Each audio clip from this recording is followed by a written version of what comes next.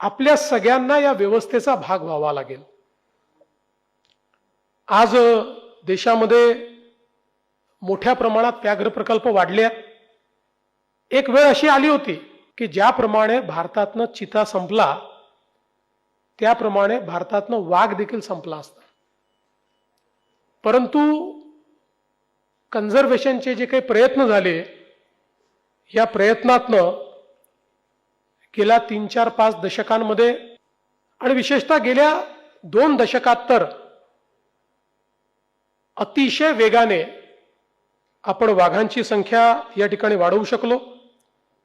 जवळपास देशातल्या 9 व्याघ्र प्रकल्पांच्या ऐवजी आता देशामध्ये 58 व्याघ्र प्रकल्प हे तयार झाले आहेत आणि त्याचा एरिया देखील वाढतोय। सातत्याने जवळपास 46,000 चौरस किलोमीटर इतकं कोरचं क्षेत्र आता या व्याघ्र प्रकल्पांमध्ये ऍड झालेलं आहे।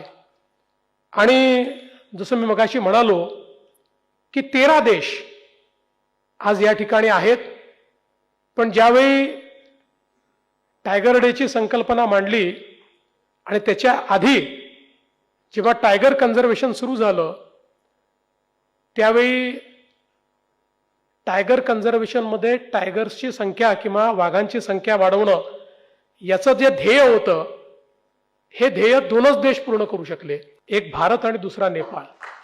त्यामुळे भारताने यामध्ये केलेलं काम जे आहे हे अत्यंत महत्त्वाचं आहे। मॉस्कोला परिषद झाल्यानंतर गेली 16 वर्ष सातत्याने वेगवेगळ्या परिषदांच्या माध्यमातून या ठिकाणी हे काम चाललेलं आहे आणि आपल्या सगळ्यांकरता ही सर्वाधिक आनंदाची गोष्ट आहे की जगाच्या एकूण व्याघ्र संख्येच्या 75% वाघ हे आपल्या भारतामध्ये या ठिकाणी आहेत। आणि अर्थातच महाराष्ट्र भारतात 3ऱ्या क्रमांकावर आहे, पण मला विश्वास आहे की आता जे नवीन सेन्सस होईल त्यानंतर कदाचित आपण 1ल्या क्रमांकाकडे जाऊ। इतक्या वेगानं आपली ही संख्या या ठिकाणी वाढली आहे। साधारण 2014 साली जी संख्या 190 होती ती आता 444 इथपर्यंत झाली आहे आणि ही 600च्या वर गेली आहे अशा प्रकारचा आपला अंदाज देखील आहे।